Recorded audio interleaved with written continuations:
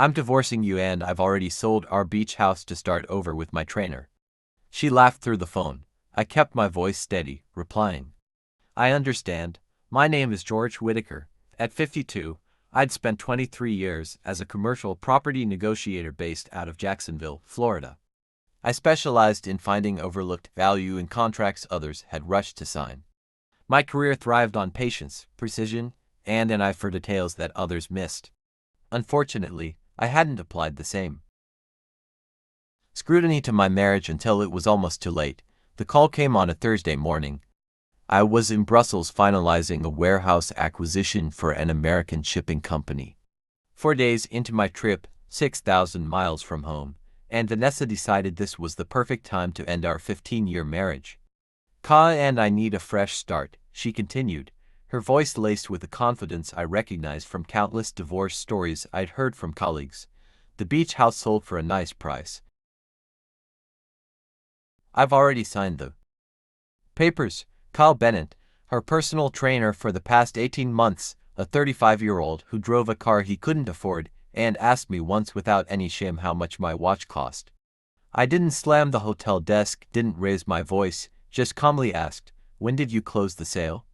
Yesterday, she said, sounding almost disappointed by my composure. Beer's moving in next week. I figured you wouldn't mind staying at the Marriott when you get back since you're always on the road. Anyway, after we hung up, I sat at the hotel desk for nearly an hour, staring at the Brussels skyline. Then, I pulled out my laptop, opened my email, and wrote to two people. Monica Harrison, my title agent for the past decade, and Brian Eldridge, my attorney since before I'd even met Vanessa. The subject line read, Urgent, fraudulent property sale attempt.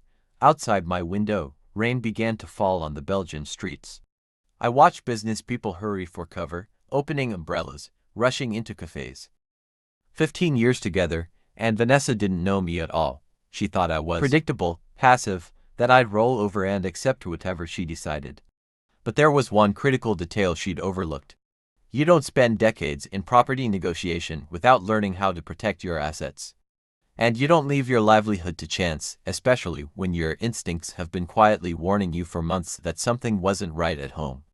I met Vanessa Sanders 16 years ago at a real estate conference in Orlando.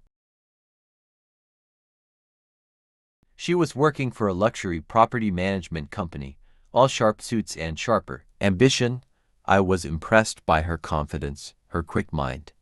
Within a year, we were married at the courthouse with just her sister and my brother as witnesses. We bought the beach house in Amelia Island 3 years later. 4 bedrooms, 3 bathrooms, a wraparound deck with unobstructed ocean views. It cost $1.2 million, almost my entire savings, plus a sizable mortgage. I'd spent weekends repairing the weathered siding, upgrading the kitchen, and replacing the rotted deck boards while Vanessa decorated and hosted. Friends, this is our forever place, she'd said, raising her wine glass on our first night there. I'd believed her. For a decade, we made it work. She quit property management to start her own interior design business, which gave her the flexibility to join me on international trips when the opportunity arose. I'd extended my business days to include weekend getaways in Paris, Barcelona, Tokyo. We'd been good together, or so I thought. The first crack appeared about 2 years ago. Small things. She stopped asking about my work, started declining invitations to join me abroad. Her texts grew shorter, more perfunctory. Have a good meeting. Safe travels. No more I miss you or can't wait. Until you're home. Then came the gym membership. 5 days a week, she'd train with Kyle, a former college athlete turned personal trainer. At first, I was supportive, encouraged her newfound focus on fitness. But then came the unexplained expenses on our credit card, dinners I wasn't part of, weekend spa retreats with friends I'd never met. I didn't confront her, didn't place tracking apps on her phone, or hire investigators like some of my divorced colleagues had done.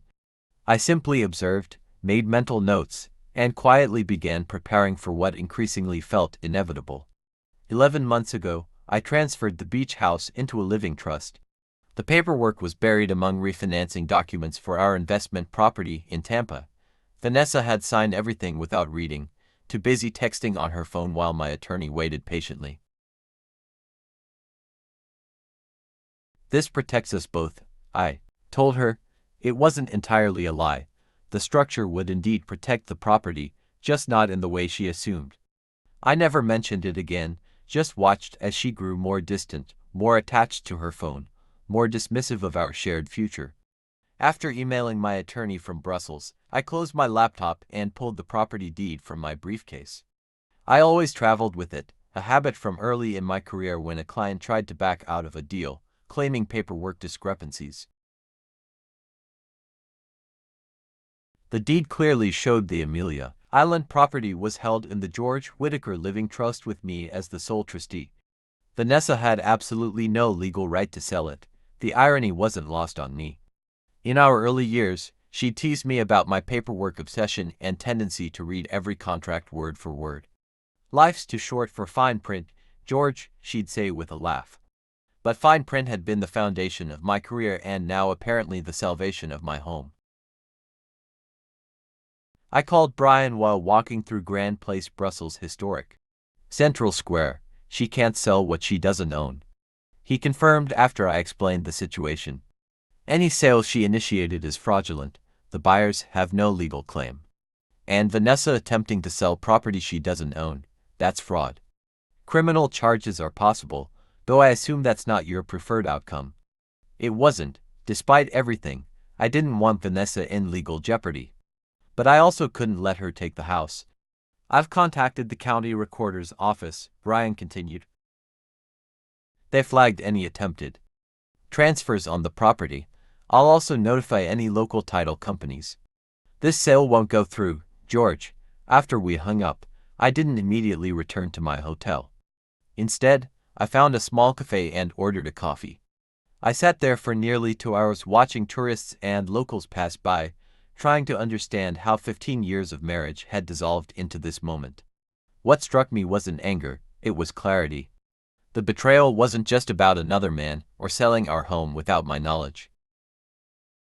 It was the casual cruelty of it, the laughter in her voice when she delivered the news. As if my pain was an amusing afterthought, as if our life together had meant nothing, I sent a brief text to the Brussels client explaining a family emergency required me to return home immediately. Then I booked the first available flight to Florida. On the 9-hour flight, I didn't watch movies or read reports. I just sat quietly, a strange calm settling over me. For years, I'd navigated complex property negotiations for others, always finding the pressure points that would give my clients leverage. Now, I would use those same skills for myself. This wasn't about revenge. It was about justice, balance, setting things right. By the time the plane touched down in Jacksonville, my course was set. I wouldn't yell or plead or try to salvage what was clearly broken beyond repair. I would simply enforce the contract she'd signed, but never bothered to read. In property matters, signatures always matter more than intentions. That was a lesson Vanessa was about to learn. I didn't tell Vanessa I was coming home early. I rented a car at the airport and drove the 40 minutes to Amelia Island in silence. It was just afternoon on Saturday when I pulled into our driveway.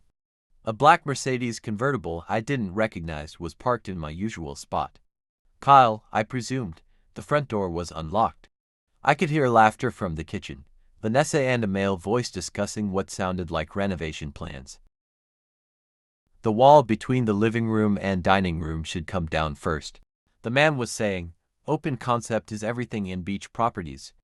I set my suitcase down quietly and walked toward the voices. Vanessa was leaning against the kitchen island wearing a sundress I'd never seen, a glass of champagne in her hand. Kyle stood behind her, his arm casually draped around her waist, pointing at something on a tablet. They both looked up as I entered. Vanessa's smile faltered for just a moment before recovering. "George," she said, surprise, poorly concealed. "I didn't expect you back until Monday." "Clearly," I replied, glancing at Kyle, who at least had the decency to remove his arm from my wife's waist. "This is awkward," Kyle said with a nervous laugh. "I should probably go." "Actually," I countered, "I'd prefer if you stayed." "This concerns you, too, apparently," Vanessa's expression hardened. We don't need to make this difficult, George. I've been unhappy for a long time. We both deserve a fresh start. I nodded calmly. I agree completely, which is why I've already spoken to my attorney about the fraudulent property sale you attempted. The color drained from her face. What are you talking about? I placed my briefcase on the counter and retrieved the trust documents and property deed. The beach house isn't yours to sell, Vanessa. It hasn't been for almost a year. Kyle looked confused. You said the sale was final, he said to Vanessa. It was, she insisted, but I could see the uncertainty creeping into her expression. Check the deed, I suggested. The property is owned by the George Whitaker Living Trust. You signed the transfer papers last May.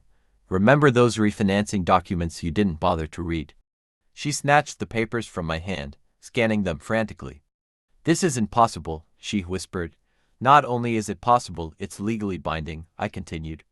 The sale you initiated is null and void. The buyer has already been notified. Kyle's confidence visibly deflated. I'll wait in the car, he muttered, making a quick exit. Once we were alone, Vanessa's shock transformed into rage. You tricked me, she accused. No, I corrected her. I protected my assets, which is standard practice in my profession. You chose not to read what you were signing. That's not trickery, it's negligence. She tried a different approach, her voice softening. George, be reasonable. We can split the proceeds. There's no need for lawyers. Except there are already lawyers involved, I replied. Not just mine. The buyers are understandably upset about purchasing a property from someone who doesn't own it. They're considering their own legal options. You wouldn't, she whispered. I'm not doing anything, I clarified. I'm simply enforcing the legal ownership of the property. What happens next depends entirely on how you choose to proceed. Vanessa's face hardened again. She grabbed her phone from the counter. I'm calling my sister's lawyer. You won't get away with this. I didn't argue, just nodded and said, you should definitely consult an attorney. I'll be staying at the Hilton downtown tonight to give you space, but to be clear, this house is not being sold, and I'll be moving back in on Monday. As I turned to leave, she called after me, this isn't over, George. I glanced back at her, standing in the kitchen we'd renovated together, champagne still in hand. Actually, Vanessa, I think it is. Sunday morning, I met with Brian at his office. The space was quiet, empty of the usual paralegals and assistants who filled it during weekdays. Brian looked tired but determined as he spread several documents across his desk. There's more, he said without preamble. I had my investigator do some digging after your call. He pushed a folder toward me. Inside were bank statements, credit card receipts, and property records I'd never seen before. Vanessa's been busy, Brian continued. She opened a separate account last year, transferred about $170,000 from your joint savings. The amount hit me like a physical blow. That was the majority of our liquid emergency fund. There's also this, he added, sliding another document forward. Preliminary paperwork for a retail space in Savannah, leases in both her name and Kyle Bennett's. They're opening a fitness boutique signed 3 months ago. I stared at the pages trying to process what I was seeing. This wasn't an impulsive affair. This was calculated, planned. They'd been working toward this for months, maybe longer. The timing makes sense now, I said more to myself than Brian. She wasn't just selling the house for a divorce settlement. She needed capital for this business. Brian nodded. And there's one more thing. The beer for your beach house, it's a shell company. Guess who owns it? Kyle, his brother Jason Bennett. They were trying to get the house at below market value through a fraudulent sale, then likely flip it for profit after you discovered the sale and were forced to negotiate. The pieces clicked into place with sickening clarity. This wasn't just Vanessa leaving me for another man. This was a deliberate financial scheme to extract maximum value before discarding our marriage. I felt something shift inside me. The calm acceptance I'd maintained since her phone call transformed into something colder, more focused. This wasn't just about protecting what was mine anymore. This was about accountability. What are my options? I asked. Brian leaned back in his chair. Legally, you're in a strong position. The trust protects the house. We can freeze the joint accounts to prevent further transfers. As for the money she's already taken, he paused. That's trickier. Florida's an equitable distribution state. She could argue it was her share of marital assets and the fraudulent sale attempt. That's where we have leverage. It's criminal fraud, potentially grand theft, depending on how a prosecutor views it. But I'm guessing you don't want to see your wife in jail. He was right. Despite everything, I didn't want that, but I also wouldn't be played for a fool. Here's what I propose, Brian continued, pulling out another document. A divorce settlement that's fair but firm. She returns 60% of the transferred funds. Waives any claim to the beach house. You waive any claim to her new business venture. Clean break, no criminal charges. I studied the draft agreement weighing my options. And if she refuses, Brian's expression was grim. Then we pursue all available legal remedies, including potential criminal charges for the fraudulent property sale. But let's try the civilized approach first. As I left Brian's office, my phone buzzed with a text from Vanessa. My lawyer says, you're bluffing. The house is joint property regardless of your trust trick. See you in court. I showed the message to Brian, who shook his head. She's getting bad advice. The trust documentation is solid. Send the settlement offer, I decided, but prepare for court. I don't think she'd take the reasonable path. I spent the rest of Sunday in my hotel room reviewing financial records and property documents. With each page, each discovery of Vanessa's deception, my resolve strengthened. This wasn't just about a house anymore. It was about standing my ground against someone who thought they could simply take what I'd spent decades building. Monday morning, I checked out of the hotel and drove to the county courthouse. Brian had filed the divorce petition first thing along with an emergency motion to prevent any property transfers pending resolution of our case. By 10 a.m. it was official.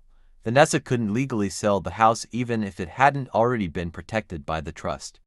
Next, I visited First Coast Bank and spoke with the branch manager, Thomas Parker, an old client from my early days in property negotiation.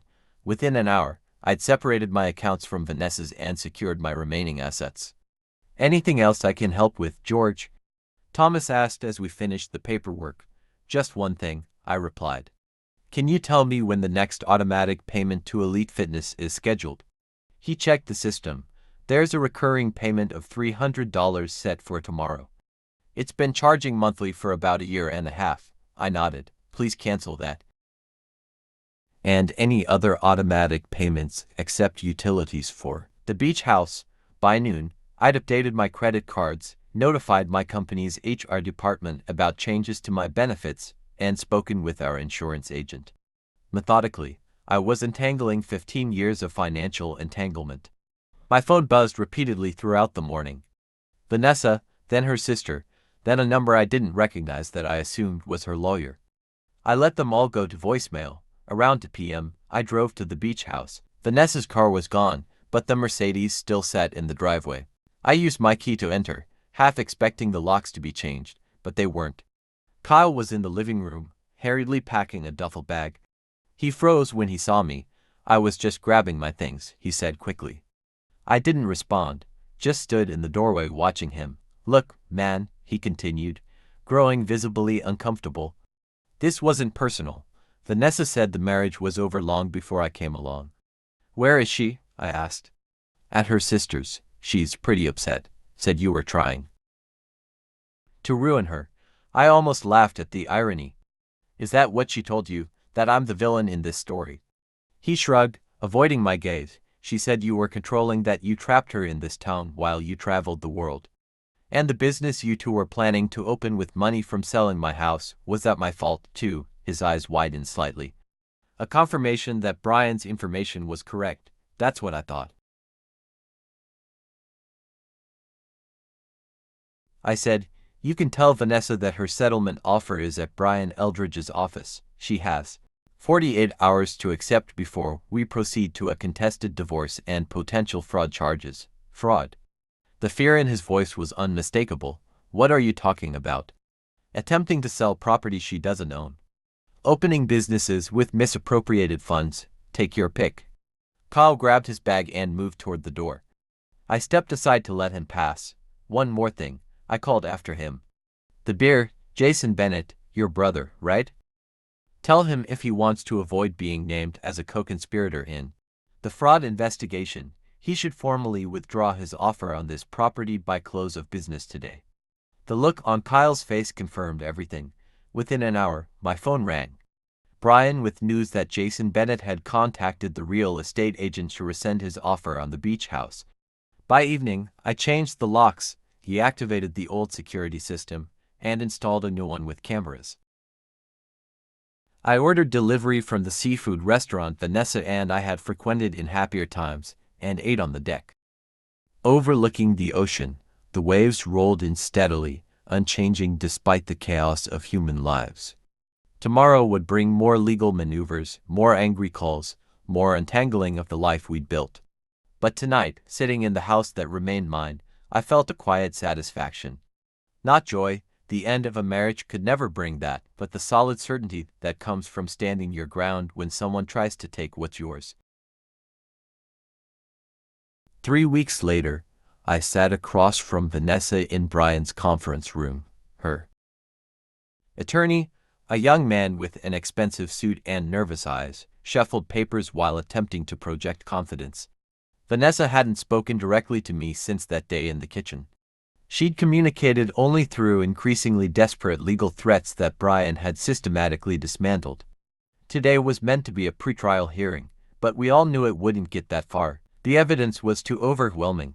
Before we begin, Brian said calmly, I'd like to submit these into evidence. He slid 3 documents across the table: the trust deed, bank records showing Vanessa's systematic withdrawal of funds, and a signed affidavit from Jason Bennett, admitting to the fraudulent property purchase scheme.